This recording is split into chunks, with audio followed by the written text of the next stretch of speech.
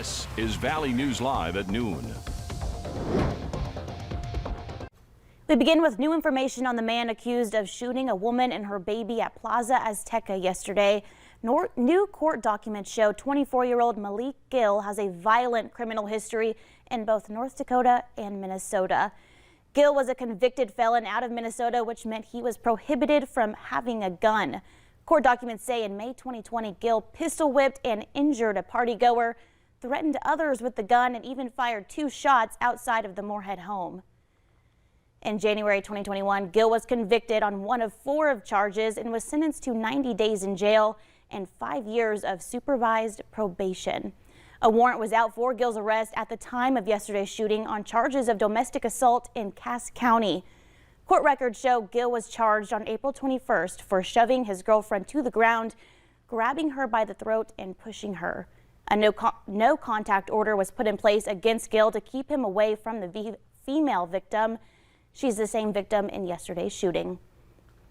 We're also learning that the restaurant will reopen tomorrow. Earlier today, the owners of Plaza Aztec posted to their Facebook page saying they're taking today off for the victims and their families. Our coverage will continue throughout the day. We'll be speaking with businesses who went on lockdown during the incident, along with more witnesses. That'll be on tonight at Valley News Live at 5 and 6. More rain and storms will be moving through the Red River Valley, so let's check in with Summer Schnabach with a quick look at the weather. Summer? Thanks so much, JC, and good afternoon, everyone. Thanks for joining us. You can see on our tower cam out of Devil's Lake, home of the economy, some rain coming down, adding some drops to the lens there, and we have rain showers across the valley. Not just in the Devil's Lake Basin, but you can see this big area of rain, even some yellows and oranges in there, indicating some more moderate to even some heavy showers passing through from the west to the east. But look at the southern valley as well. We've got a band moving just to the north of Breckenridge and Fergus Falls, heading towards the Rothsay, Pelican Rapids, and Perham area, bringing some heavier rain where you see those deeper oranges and reds. Meanwhile, in towards Wishick, Edgeley, Jamestown, all the way up through Carrington, Maddock, and the international border, seeing some more widespread rain. We have had a couple of lightning bolts, a few rumbles of thunder within these showers, but not expecting any severe weather. Right now, we're not seeing any of those lightning strikes or rumbles of thunder. Temperatures primarily in the 50s. We're at 58 in Fargo, 54 in Fergus Falls and Bemidji, 56 in Grand Forks and Jamestown. Your hourly planner for today in Fargo, I do expect some showers to be moving in. We're mostly dry for now, and temperatures only warming to around 60. So most of us remaining on the cooler side in the 50s for today. Grand Forks being one staying in the 50s with those rain showers passing through. So JC, coming up, I'll have your hour-by-hour forecast of how long this rain lasts and when we might see a few flakes mixing in as well. All right, thank you, Summer.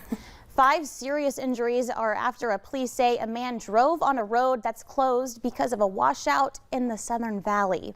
The North Dakota Highway Patrol says charges are pending against 43-year-old Wesley Aylander of Lisbon after his SUV entered the washout near Lisbon and hit an embankment around 7 last night. All 5 people in the vehicle are seriously injured. 3 had to be airlifted to Fargo. The victims include Aylander and 4 teenagers ages 14 to 18.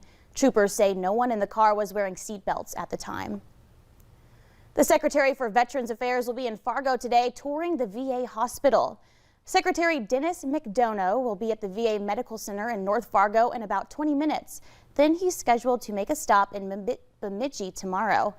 After touring the VA clinic, he'll speak with veterans in a town hall meeting from 9:15 to 10:15 in the morning at the Eagles Club located at 1270 Nielsen Avenue. It's been more than 2 years since the pandemic turned the world upside down, sending students home to learn online. Since 2020, many states reported seeing fewer seniors don a cap and gown after the first year of the pandemic. In Fargo, at the end of the year, the 2018 school year, 84% of seniors received their high school diploma. The following year, that number stayed the same. By the end of 2020, the number spiked to 87% of seniors graduating. However, after a year of the pandemic, that number dropped back down to 84%. Over in Moorhead, their graduation rates were on the rise before the pandemic hit. The district went from an 82.5% graduation rate in 2018 and jumping to 86.5% in 2019. The next year, the district reached 90.9% of seniors receiving their diploma. And after a year into the pandemic, graduation rates only fell 0.2%, the smallest decrease in the metro. Now let's look at West Fargo.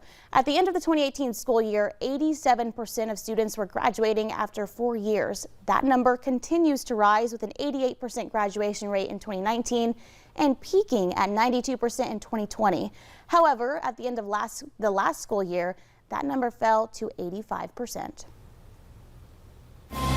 Coming up at noon, why is it important to pick the right mental health expert that can help sort out problems in your life?